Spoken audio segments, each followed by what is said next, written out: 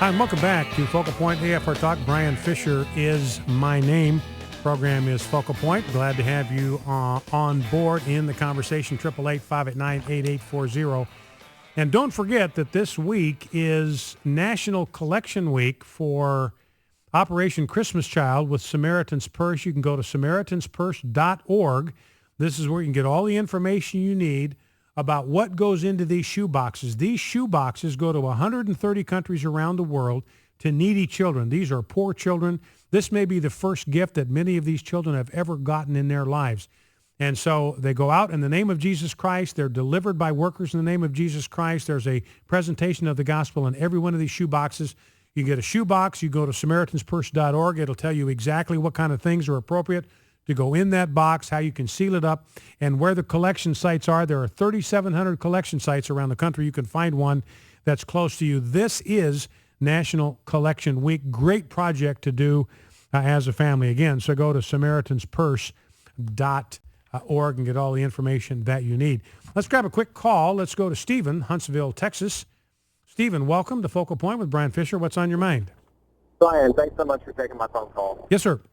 Hey, I just wanted to touch base on Obama and the Gettysburg Address, if that's okay. Yeah, go right ahead.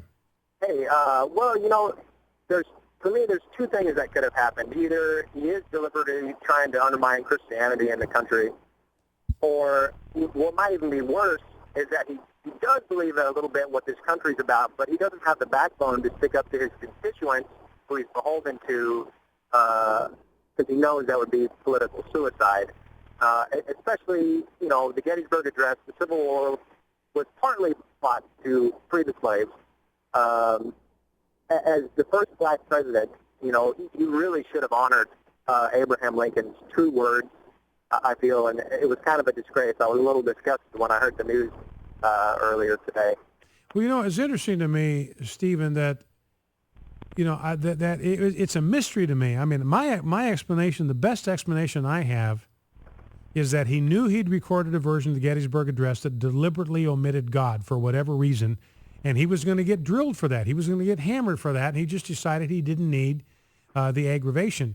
But, it's a mystery to me, Stephen, because I believe President Obama believes that this country is racist to its core. He said that racism is in our DNA. When something's in your DNA, you can't get it out of there. You can't get rid of that. You have to tear that DNA structure down, and you got to put some new DNA structure in place. And that's what I think President Obama was talking about when he talked about fundamentally transforming this country. We got to burn this thing to the ground because it's racist to the core. You can't fix it. You can't repair it. There's no therapy for it. It just has to be completely torn down. And then we got to build a socialist utopia on the ruins of this racist, colonial, bigoted sort of empire. I couldn't understand why he'd pass up an opportunity, because I thought this was an opportunity for him to come, talk about how racist America's always been, how, we've made progress, but we've got so far to go. We've barely made a down payment on the promise that we need to make for racial harmony and all that kind of stuff. We need to get beyond the age where America's this colonial power and all that kind of stuff. I mean, to me, this was a perfect opportunity for him to kind of stick the knife in and twist it. So it's kind of a mystery to me that he didn't do it. And what I hear you saying, Stephen, is that his base would not want him to use the phrase under God. They would be upset with him if he did. So he was trying to avoid blowback from his own base by talking about God. Right. I think Obama attends the Church of Political Correctness. And it's, especially like I said, as the first black president, that really just shows, Abraham Lincoln lived and died. So these people, and everybody could have a new chance, as you said, a rebirth of the nation.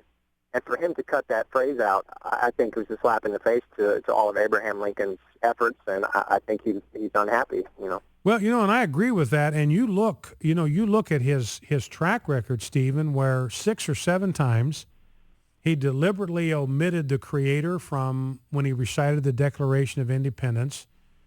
You look at what happened at the Democratic National Convention, where the Democrats booed God. I mean, they booed God, and they threw God out of their platform. There's no question they did that. Anthony Villaraigosa, the mayor of L.A., he put God back in the platform, but that was just kind of a bureaucratic dictate, because that's supposed to be a voice vote. And, man, the ayes did not have it on that deal to know we don't want God on our platform. So, I mean, clearly you've got a movement now of liberals. They call themselves the Democratic Party, but they are very strongly biased against Christianity, against God. They don't want God in their convention. They don't want God in their platform. And President Obama is kind of the leader of the pack of that group. And so, I mean, there's a certain amount of plausibility what you're saying, Stephen, but it's hard for me to see that he would have gotten in trouble with his own base for simply repeating the words of Abraham Lincoln. I'm not sure that I would see that would be the reason, that he was afraid of some kind of blowback. He even had Joe Biden out there, by the way, today saying, we'll have the website up and working, God willing.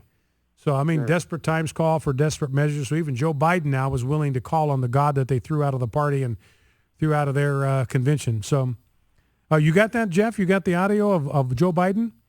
All right, well, listen.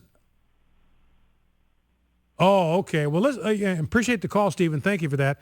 Jeff's got audio of the Democratic National Convention. I want you to listen to this. This is the Democratic National Convention by voice vote. Do we want God in our platform? Vote aye. If you don't want God in our platform, don't want God in our party, don't want God in this building, signify by saying no. I am here to attest and affirm that our faith and belief in God is central to the American story and informs the values we've expressed in our party's platform. All those delegates opposed, say no. Let me do that again. All those delegates opposed, say no. I guess I'll do that one more time. All those delegates opposed, say no. Oh, man, that is hilarious. I mean, they couldn't have been any clearer. 3 times. I mean, he gave him, I mean, to me, that's like Peter's 3 denials. It's like Pilate 3 times saying, I find no guilt in this man. I mean, there's something about doing something 3 times that really locks it down. It locks it in. It removes the possibility that this was some kind of a mistake. It removes the possibility that this was simply some kind of misunderstanding. I mean, when it's that decisive, that vocal 3 times in a row, that is deliberate. That was one of the 2 major political parties in the United States of America saying we do not want to have anything to do with God or with faith in this political movement. Let's go to Kevin in Little Rock, Arkansas. Kevin, welcome to Focal Point with Brian Fisher. What's on your mind? Thank you. Yes, sir. And thank you for taking my call. You bet. I really agree with that last caller you had on there a little bit ago, but I'm one that I'm not quite so willing to give him as much room as we seem to be giving the president for the way he acts in a lot of ways. I really believe that he's an unintelligent, ignorant fool acting like a chameleon. So he's pretending to be one thing, but in reality something else. I mean, is that kind of where you're going with that? And maybe not as intelligent as everybody wants us to think he is, or he wants us to think he is? I believe so, because what kind of intelligence does it take to stand in front of people and give them the message that the majority of the crowd wants to hear, whoever happens to be there? Well, I'll tell you, I've often thought that President Obama's intelligence was highly overrated. He's obviously highly educated, but that doesn't even mean that much anymore. You can kind of skate through a lot of these Ivy League schools. I mean, in my judgment, and I would say this based on my personal experience, it's a lot harder to get in to these schools than it is to stay there. And if you get somebody who gives you some kind of a pass to get into one of these Tony schools, it's actually not that hard to stay in one of these things and to graduate. You can coast, you can kind of get carried along by the current. And President Obama always has struck me as somebody that intellectually is lazy. I'm not saying he doesn't have native intelligent quotient, that he doesn't have a high IQ. I don't really know that. I just don't think that he is a particularly thoughtful individual. I don't think his worldview has really been shaped by thought and rational consideration and debate. I think he just operates on the basis of instinct and emotion. and kind of what he's been told and what he's heard. I think he's inculcated somewhere along the line kind of a Marxist and socialist view of the world, and then he just kind of mindlessly spouts that whenever he has the opportunity. Because the reality is, to be a liberal, you don't have to think. All you have to do is feel. That's what's the challenge of being a conservative. We got to think. We got to do our homework. We got to do our research. That's why we care about studies about identical twins and their identical DNA, and whether one is gay is the other one gay. That matters to us. That's science. That's research. That's data. None of that matters to people on the left. They've got their minds made up. They don't care about research. They don't care about the facts. They've got a thing in their head, a conviction that people are born that way, not a thing they can do about it. They are not going to be confused with the facts. You and I, because we are thoughtful, we are intelligent, we want to be rational people, then we have to care about research and facts and history. Let's grab one more call before the break. Thanks, Kevin. Let's go to Tim in Winchester, Virginia. Tim, welcome. What's on your mind? Yes, sir. I got a question about your Obama and taking him out of, taking God out of all the, like the military and the speeches and stuff. Yes, sir. A lot of people's got it wrong. The reason he's doing it, my opinion, is because he hates God. He wants us to be a God-free country. It's easy to see that he's not for God. Mm-hmm. I mean, from gays, getting married, to abortion, anything that's for God, he's against it. Mm-hmm. Well, and I think you're probably not far wrong there. You look at his instincts, and basically what Tim is saying is you can kind of, there's maybe a little bit of an overstatement. I'm going to put words in Tim's mouth, but Tim is saying, look, you can probably kind of figure out where Obama's position is going to be on an issue by just asking yourself, what is God for? Well, what is God for? He is for the sanctity of human life. Therefore, President Obama, because he's anti-God, he's for abortion. God is for man-woman marriage. So where does President Obama come out?